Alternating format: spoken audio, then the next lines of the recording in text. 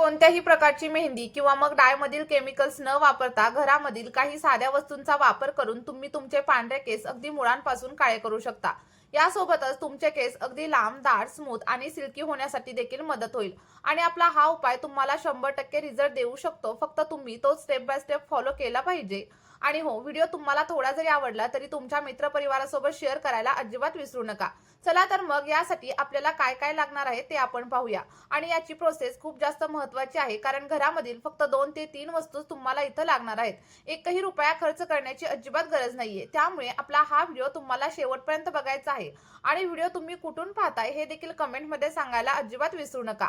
बघा, आपल्याला रेमेडी बनवण्यासाठी सगळ्यात पहिल्यांदा इथं बटाट्याचा वापर करायचा आहे। आणि हा बटाटा मी अगोदर स्वच्छ असा पाण्याने धुवून घेतलेला आहे। आणि त्यानंतर एखाद्या किसणीच्या साहाय्याने आपल्याला सगळा काही बटाटा व्यवस्थित असा किसून घ्यायचा आहे।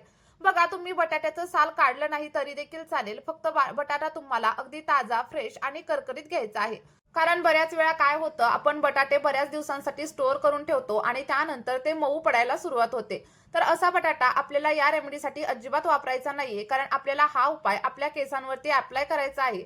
त्यामुळे आपल्याला या बटाट्यामध्ये स्टार्च असणं खूप जास्त गरजेचं आहे। आणि ताज्या बटाट्यामध्ये पांढरे केस काळे करण्यासाठी आवश्यक असलेले सगळे काही घटक अवेलेबल असतात।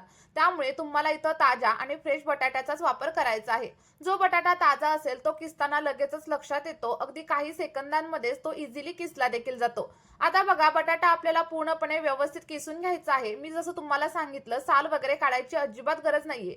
पण जर तुम्हाला काढायची असेल तर तुम्ही काढू देखील नक्की शकता। बघा, मी इथं फक्त स्वच्छ पाण्याने बटाटा धुवून घेतलेला आहे, कारण बऱ्याच वेळा काय होतं, बटाटा हा मातीमध्ये असतो, त्यामुळे त्याच्यावरती धूळ आणि माती साठलेली असते। त्यामुळे मी सांगितलेल्या पद्धतीने तुम्हाला बटाटा पहिल्यांदा स्वच्छ असा पाण्याने धुवून घ्यायचा आहे। आणि हो, त्यासोबतच तुम्ही आपला हा व्हिडिओ नक्की कोणत्या गावामधून आणि कोणत्या शहरामधून पाहत आहात कमेंटमध्ये सांगायला अजिबात विसरू नका, जेणेकरून मला देखील समजेल की माझे व्हिडिओ नक्की कुठपर्यंत पोहोचत आहेत। बघा, इथे मध्यम आकाराचा एक बटाटा मी व्यवस्थित असा किसून घेतलेला आहे। तुम्ही यापेक्षा मोठ्या बटाट्याचा वापर करू शकता किंवा मग याच्यापेक्षा छोटा बटाटा तुम्ही घेतला तरी देखील चालेल।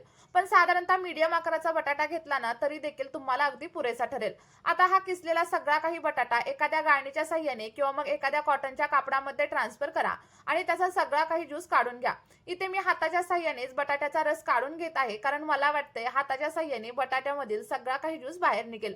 आणि बघा, बटाट्यामध्ये खूप जास्त प्रमाणावरती स्टार्च असतो। आणि जर तुम्ही बटाट्याचा रस काही सेकंद किंवा मग काही मिनिटांसाठी भांड्यामध्ये तसाच ठेवला तर त्यामधील सगळा काही पांढरा स्टार्च तळाला जाऊन बसलेला तुम्हाला दिसेल।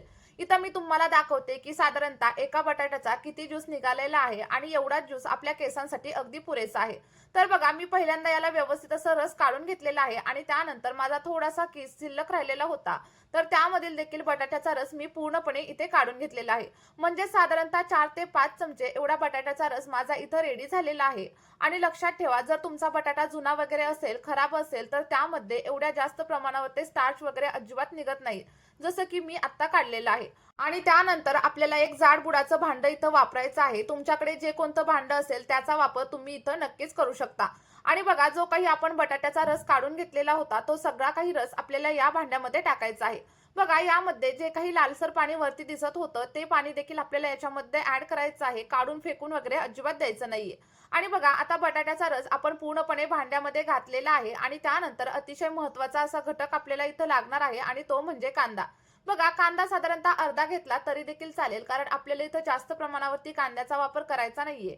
फक्त एकच गोष्ट लक्षात ठेवायची, तुम्हाला लाल रंगाचा कांदा या रेमेडीसाठी वापरायचा आहे, कारण कांद्यामध्ये भरपूर प्रमाणामध्ये सल्फर असतं आणि हेच सल्फर आपल्या केसांमधील कोंडा कमी करण्यासाठी आणि केसांना अगदी नैसर्गिक पद्धतीने काळं करण्यासाठी मदत करत असतो। बघा, साधारणतः अर्धा कांदा मी इथं वापरलेला आहे आणि तो आपल्याला या पाण्यामध्ये ऍड करायचा आहे।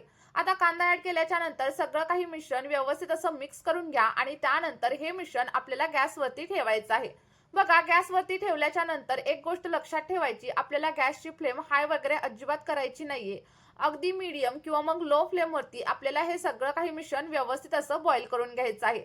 आणि बघा, गॅसवरती ठेवल्याच्या नंतर तुम्हाला लगेचच आपल्या या रसामध्ये थोडासा फरक जाणवायला लागेल, कारण पहिल्यांदा आपल्या या रसाचा कलर तुम्हाला लालसर दिसत असेल आणि जेव्हा आपण हे गॅसवरती ठेवतो तसा कलर लगेचच पांढरा व्हायला सुरुवात होते, कारण याच्यामध्ये पिवळसरपणा किंवा मग लालसरपणा अजिबात राहत नाही, तर आपला सगळा काही बटाट्याचा रस अगदी पांढरा शुभ्र होण्यासाठी सुरुवात होते।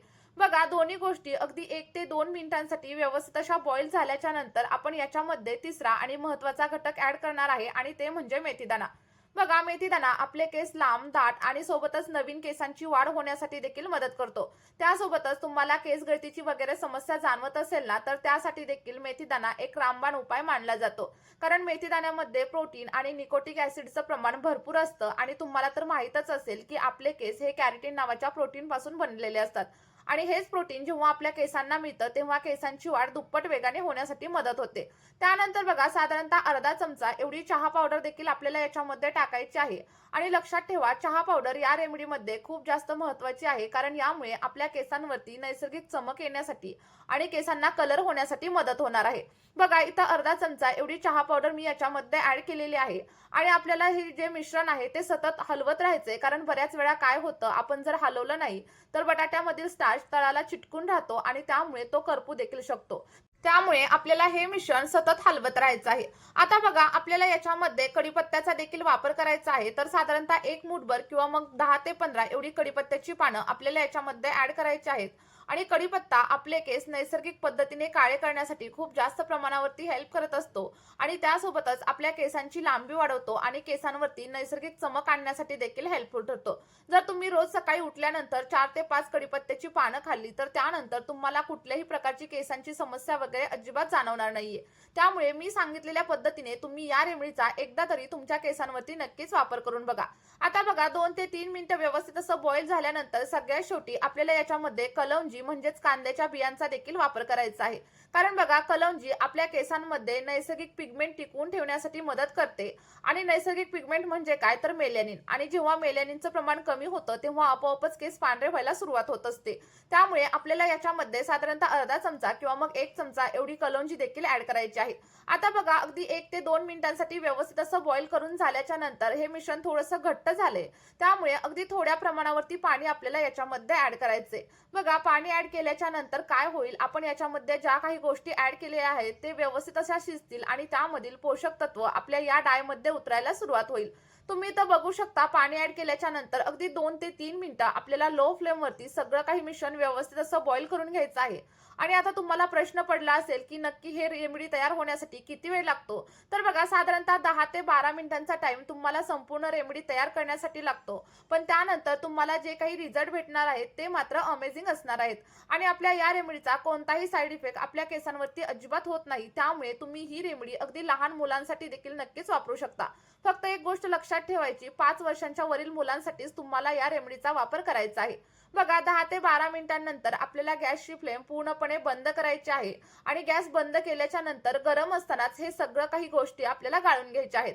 बघा, गाळण्यासाठी तुम्ही एखाद्या चाळणीचा किंवा मग एखाद्या जॉर्जेटच्या किंवा मग कॉटनच्या कापडाचा वापर नक्कीच करू शकता. आणि सगळं काही मिश्रण गाळून घेतल्याच्या नंतर वरती जो काही कांदा, कढीपत्ता आणि मेथीदाणा शिल्लक राहील तो तुम्हाला फेकून द्यायचा आहे. आणि बघा, आता गाळून घेतल्याच्या नंतर आपलं जर काही सिरम रेडी होईल ते अगदी घट्टसर असं रेडी होईल. आणि तुम्हाला एक काम करायचंय, जेव्हा पण हे सिरम तुम्हाला वापरायला घ्यायचं आहे तेव्हा त्याला व्यवस्थित मिक्स करायचंय. कारण यामध्ये जो काही स्टार्च आहे तो तळाला जाऊन जमा होतो. त्यामुळेच मी तुम्हाला सांगितले, की अप्लाय करण्याच्या अगोदर तुम्हाला सगळं काही मिश्रण अगदी व्यवस्थित असं मिक्स करून घ्यायचं आहे. आणि हे जे मिश्रण आहे ना, तुमच्या केसांना अगदी नैसर्गिक पद्धतीने चमकदार बनवण्यासाठी आणि सोबतच केसांना काळं बनवण्यासाठी खूप जास्त प्रमाणात हेल्प करणार आहे. तुम्ही इथं बघू शकता, आपलं सिरम किती जास्त घट्टसर झालंय. आणि आता हे केसांवरती कशा प्रकारे अप्लाय करायचं हे देखील मी व्हिडिओमध्ये पुढे तुमच्यासोबत शेअर करणार आहे. पण त्या अगोदर एक छोटीशी विनंती आहे, जर तुम्ही चॅनलवरती पहिल्यांदाच व्हिजिट करत असाल तर चॅनलला लगेचच सबस्क्राईब करा आणि व्हिडिओ आवडला असेल तर व्हिडिओला एक लाईक केल्याशिवाय अजिबात जाऊ नका. बघा, यानंतर मी याच्यामध्ये साधारणतः 1 ते 1.5 चमचा एवढी मेहंदी पावडर म्हणजेच हिना पावडर ॲड केलेली आहे. आता इथे जर तुम्हाला केसांना काळं बनवायचं असेल तर तुम्ही शिकाकाई पावडरचा किंवा मग आवळा पावडरचा देखील वापर नक्कीच करू शकता. पण मला माझ्या केसांवरती बर्गंडी कलर हवाय, त्यासाठी मी इथं मेहंदी पावडरचा म्हणजेच हिना पावडरचा वापर केलेला आहे. अगदी तुम्ही मुलतानी मातीचा वापर केला तरी देखील चालेल. बघा, यामुळे काय होतं, जर तुम्ही मुलतानी मातीचा वापर केला तर तुमच्या केसांमधील ऑइलीनेस आणि सोबतच जी काही इचिंगची वगैरे समस्या असेल ते कमी होण्यासाठी मदत होईल. पण मला माझे केस थोडेसे बर्गंडी कलरचे हवे आहेत, त्यामुळे मी इथं हिना पावडरचा पावडरचा वापर केलाय. काळे करायचे असतील तर लक्षात ठेवा तुम्हाला आवळा पावडरचा किंवा मग शिकाकाई पावडरचा वापर करायचा आहे. आता सगळं काही मिश्रण व्यवस्थित असं मिक्स करून घ्या आणि त्यानंतर हे केसांवरती अप्लाय करायचे. अप्लाय करताना पहिल्यांदा केसांच्या मुळांवरती आणि त्यानंतर लेंथवरती अप्लाय करा.